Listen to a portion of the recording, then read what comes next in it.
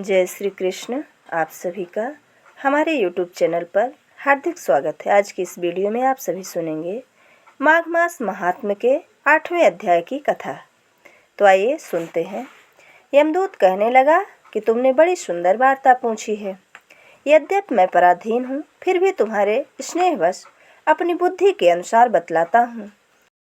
जो प्राणी वाचा, मनसा, काया आदि से कभी दूसरों को दुख नहीं देते, यमलोक में नहीं जाते। हिंसा करने वाले वेद, यज्ञ, तप और दान से भी उत्तम गति को नहीं पाते।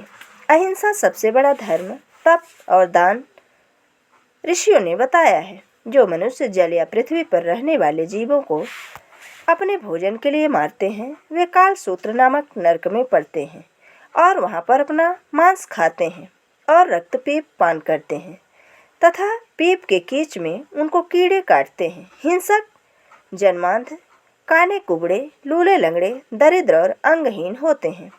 इस कारण से श्लोक तथा परलोक में सुख की इच्छा करने वाले को काया, वाचा तथा मन से दूसरों का द्रोह नहीं करना चाहिए। जो हिंसा नहीं करते, उनको किसी प्रकार का भय नहीं होता। जिस तरह सीधी और टेढ़ी दोनों प्रकार की बहने वाली नदियाँ समुद्र में मिल जाती हैं, वैसे ही सब धर्म अहिंसा में प्रवेश कर जाते हैं। ब्रह्मचारी, गृहस्थ, वानप्रस्थी तथा यति सभी अपने अपने धर्मों का पालन करते हैं और जितेंद्रिय रहने से ब्रह्मलोक को प्राप्त होते हैं। जो जलाशय आदि बनाते हैं और सदैव 5 यज्ञ करते हैं, वे यमपुरी को नहीं जाते। जो इंद्रियों के वशीभूत नहीं हैं, वे वेदवादी और नित्य ही अग्नि, हवन, तर्पण आदि का पूजन करते हैं, वे स्वयं स्वर्ग को जाते हैं। युद्ध भूमि में जो शूरवीर मर जाते हैं, वे सूर्यलोक को प्राप्त होते हैं। जो अनाथ स्त्री शरण में आए हुए तथा ब्राह्मण की रक्षा के लिए प्राण देते हैं, वे कभी स्वर्ग से नहीं लौटते। जो मनुष्य लूले लंगड़े, वृद्ध, अनाथ तथा गरीबों का पालन करते हैं, वह भी स्वयं स्वर्ग में जाते हैं। जो मनुष्य गौओं के लिए पानी का आश्रय करते हैं तथा कुआं, तालाब और बावड़ी बनवाते हैं, वे सदैव स्वर्ग में निवास करते हैं। जैसे जैसे जीव इनमें पानी पीते हैं, वैसे वैसे ही उनका धर्म बढ़ता है।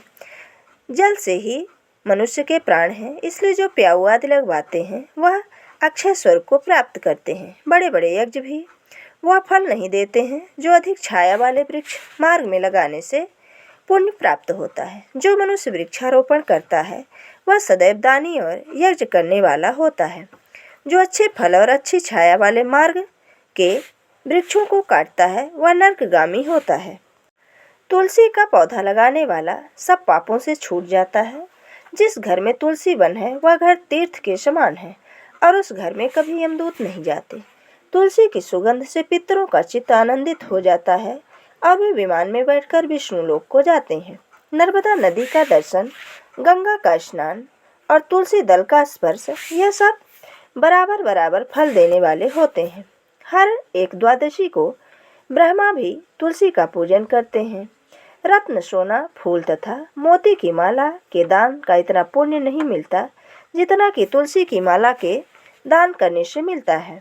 जो फल आम के 1000 और पीपल के 100 वृक्ष लगाने से प्राप्त होता है, वह तुलसी के एक पौधे को लगाने से प्राप्त होता है। पुष्कर आदि तीर्थ, गंगा आदि नदी, वासुदेव आदि देवता सभी तुलसी में वास करते हैं।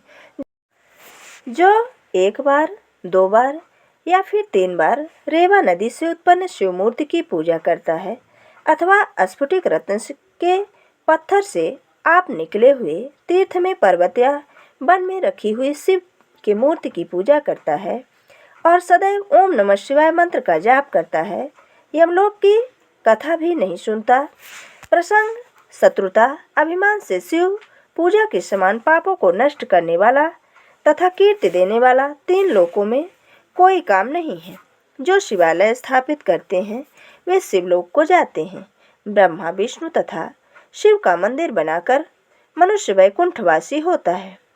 जो भगवान की पूजा के लिए फूलों का बाग लगाते हैं, वे धन्य हैं। जो माता, पिता, देवता और अतिथियों का सदैव पूजन करते हैं, वे ब्रह्मलोक को प्राप्त होते हैं। ये थी माघ मास महात्म्य के 8वें अध्याय की कथा। अगर हमारा ये वीडियो आपको अच्छा लगे तो लाइक ज़रूर करें और मित्रों के बीच में शेयर करना बिल्कुल ना भूलें। और अगर आप हमारे चैनल पर नए हैं तो चैनल को सब्सक्राइब जरूर कर लें। जय श्री कृष्ण, धन्यवाद।